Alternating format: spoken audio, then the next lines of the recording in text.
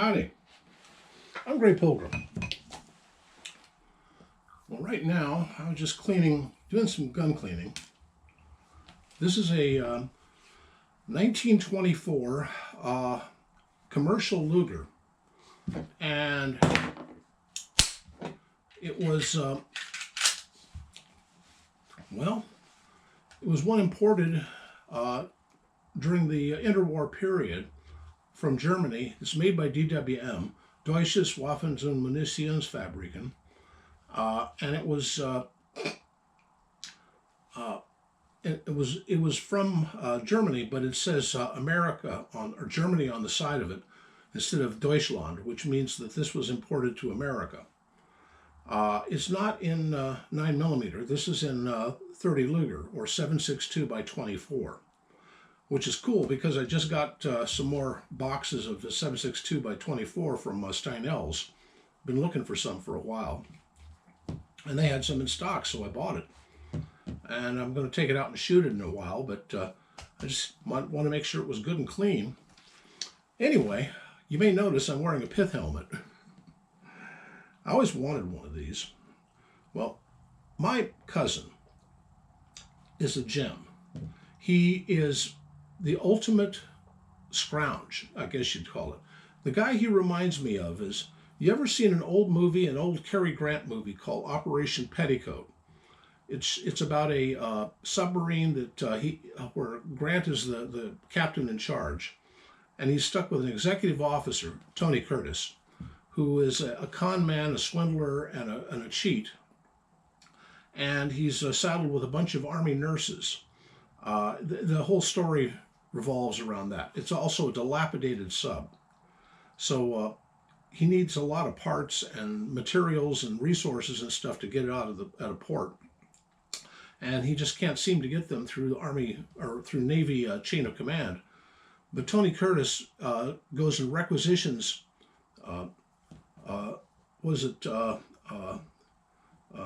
strategically transfer equipment by from an alternate location. That stands for steel, a bunch of stuff, and brings it in. Well, my cousin reminds me of Tony Curtis in that movie. Go see the movie. It's a great movie. Well, anyway, he's going through some life changes right now, and he decided that his a collection of helmets, I showed the helmets in a previous video, and hats, and some uniform items, they just don't fit with his current milieu. So he's brought them over here for me to store, and hopefully if he gets it all settled in and everything works out, he'll just come and take them all back. But until then, he can leave them here. And he gave me this one, which is really cool, I think. This is one of a whole series of hats he gave me, as well as helmets. So, but I always wanted one of these. I want a safari jacket and a drilling to go with it, and go hunt Cape Buffalo or something with it. Well, other ones he gave me is this one, which I think is also pretty cool. This reminds me of the hat worn by, anybody here remember the old TV show Gunsmoke? James Arness as Matt Dillon, and a host of other characters. One of the characters originally was a guy named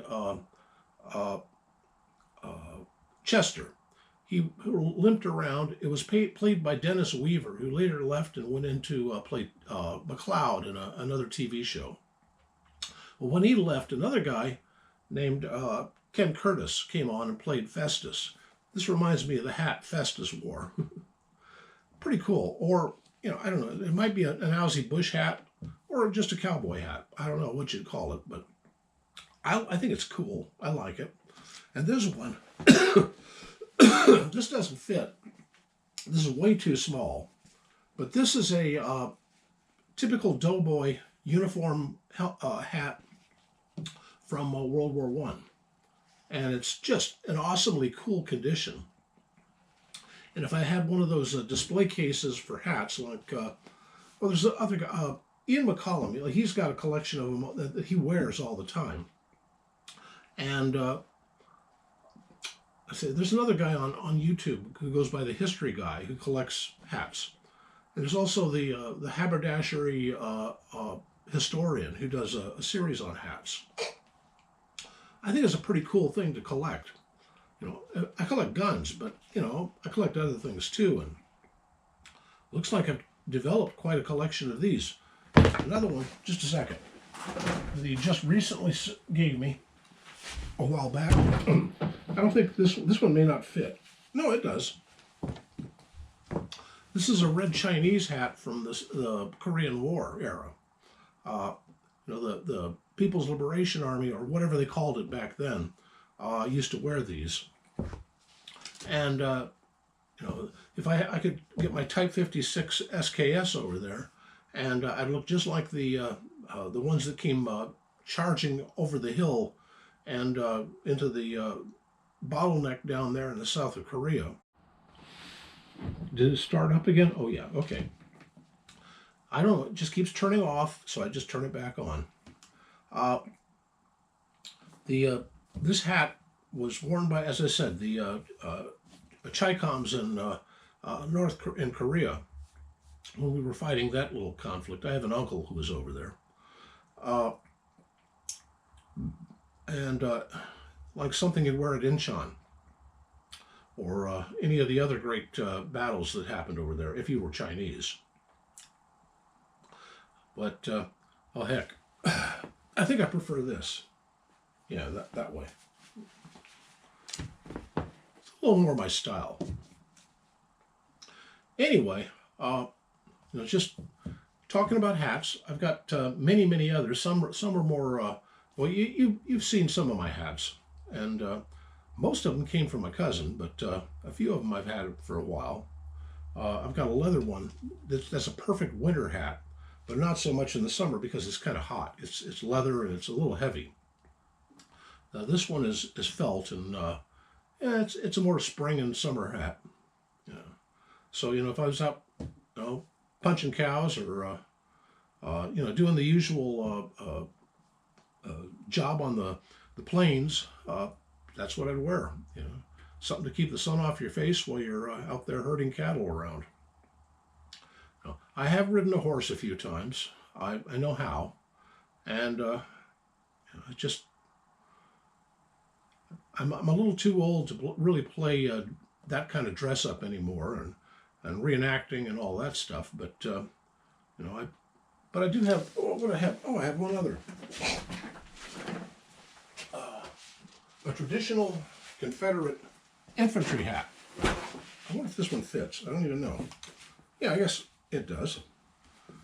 For those who follow the Army of Virginia or Tennessee or down south in Georgia or Mississippi. The thing is that there's a lot of wounds from the Civil War that are still festering. And if you go down to some areas of Georgia, you can see where Sherman's march came through and really devastated them.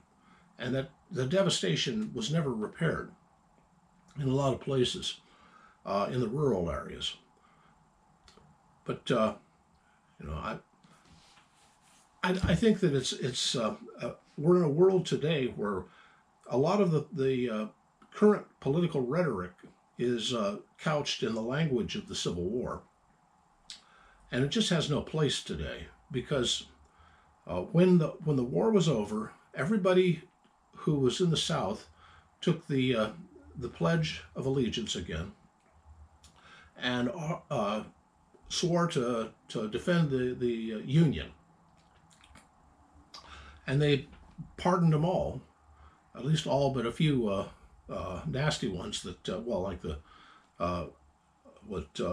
Booth and his cronies who assassinated Lincoln and almost got the vice president and the whole cabinet. They, other than those, they hung 8 of them. Other than those and a few others, Robert E. Lee never got reinstated, or Jefferson Davis. It's a shame because both had been heroes in the earlier Mexican War and the Seminole War and other conflicts. They were they were true heroes. And to the people of the South, they're still considered heroes. Well, I think this, I take this out as a sidearm if I was going out to the veldt, and I'd wear this pith helmet. This is just a cool little pith helmet, and it's just, well, it's awesome, I think. And it'd be, I need a shelf or something. I don't have the room really for it, but I would love a shelf with a bunch of hats on it that I just could show off. That would be awesome. Well, not much about guns today, just haberdashery. Anyway, that's about all I got to say. Happy trails.